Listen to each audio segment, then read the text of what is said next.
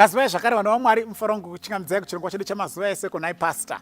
Kune vatanga kutibata nhasi pachirongwa chino tiri kuedza kubatsirana kupindura mibvunzo yatiinayo ingapinduruke neumbo huri mukati meBhaibheri. So sunungukai kunza mibvunzo yenyu uyewo zvakare tinotaura mazuva ose sunungukai zvakare kuendesa zvamunenge madzidza pano kune vamwe. Hazvina mitemo yekunzi copyrights. Toda kuti vakawanda vasvikirwewo nezvatiri kudzidza pano. So share, copy and paste, whatever method you are going to do, invite to this page. Isai pama WhatsApp, isai pama audios. We want as many people kuti vasvikirwe nezvinhu izvi as can be possible. Mubvunzo wanhasi wabvunzwa uri kuti iyo konai pastor, vanhu vakafa vachinamata kana kuti vari vaprofita vanogona here kudzoka vachitaura semweya mutsvene sekuti voti ndini Eria kana kuti ndini Mozisi? Ndofunga munhu abvunza mubvunzo uyu akambotarisa zvidzidzo zvatakaita mumashure maringe nechimiro chavakafa. Patakadzidza ndakatora mazuva akawanda tichidzidza nyaya iyoyo tichibudisa pachena kuti Bhaibheri rinodzidza kuti vakafa havana zvavanoziva. Saka ndofunga munhu akubvunza uyu ari kubvunza akanangana nechidzidzo kana nezvidzidzo izvozvo akuda kunyatsonzwisa kuti saka zvinozoita here kuti munhu kana akambofa tomboti ainamata ozodzoka kuti ndini Mozisi, ndini Eria, ndini chakati. Daungoerenga mavhesi anopindura mubvunzo iwowo directly anoda kutsanangura zvakawanda.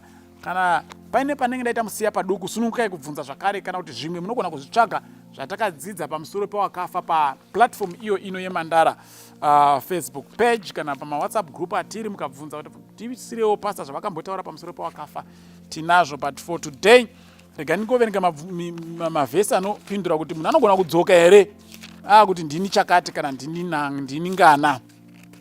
Ndira kutanga naJob chapter 14 verse ya 14 inoti iyo if a man die, mubvunzo uripo, shall he live again? Ndo exactly mubvunzo wabvunzwa nemunhu abvunza.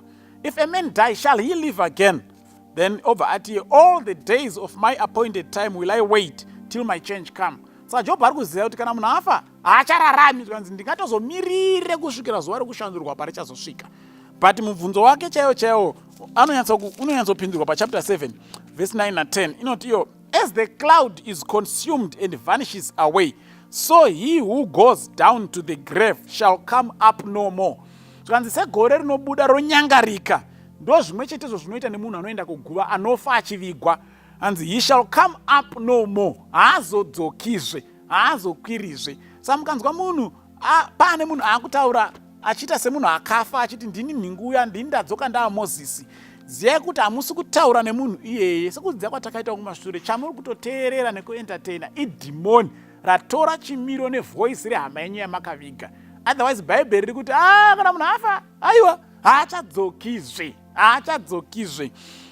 Mukaverenga vhesi ya 10 inoti he shall return no more to his house, neither shall his place know him anymore. Haachadzokizve kumba kwake uye nzvimbo yaimbova nayo haazoizivi. Saka kana akafa ari muprofita sekubvunza kwaita munhu, kana akafa achinamata haagoni kudzoka zvachiti ndadzoka manje ndaakuprofita zvendiri mweya mutsvene ndini ndaamuprofita Elijah. Aiwa, anzi kunyangwe nenzvimbo yake haichamuzivi, post yaiva nayo haachaizivi, chigaro chaisimbotora ari mupenyu haachachizivi. He will not come up again. Saka please vana vaMwari ngatisa-entertain zvinhu zvakaita saizvozvo, because the moment we entertain those things, those are demons dzatenge tichiteerera. Shoko raMwari rinoti kana munhu afa azorora arara ari kumirira kurira kwehwamanda sekudzidza kwatakaita kumashure. Regai ndipedze ndichiverenga mapisarema 115 verse ya 17.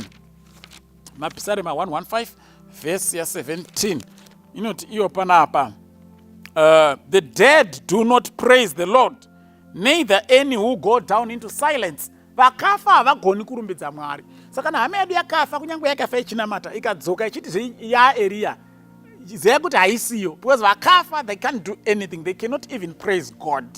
Ndio zvinotaura shoko raMwari. Saka toda kukurumidza taziva kuti saka ari kutaura panguva iyoyo anenge akuti ndini Mozisi, ndini Eria, chinenge chiri chii. Ndo patakadzidza paipa kuti mweya wetsvina idhimoni, ingirozi yakaputsika yatora chimiro chehama yenyu iya yaimboprofita kuti imi mufuririke, so that you can entertain this demon. Because rikangouya riri demon, no one will stand before a demon and even give time to a demon. But kuti zvinyatsowana vanobatika pfungwa nazvo, vanogara pasi vachiteerera vachinyatsofara, rinouya riri muchimiro chehama yenyu yamaida stereki yaikunamatirai muchipora, roitawo the same thing, ronamatira vanhu vanopora nevoisi rehama yenyu iroro iyoyo, and then vazhinji venyu munenge matonyengedzeka. Saka dai tikakumbira Mwari atibatsire especially pazvinhu zvakaita saizvozvo izvo, tisatambire kunzvimbo yekutambira nezvevakafa, because kunonyudza. and ndo pakatanga kunyurira Eva panyaya yekufa ipapapo. Saka ngatipachenjererei zvakanyanya, and let's not entertain anyone who comes to us in the form of our beloved dead. Those are demons. Mwari atikomborere. Amen.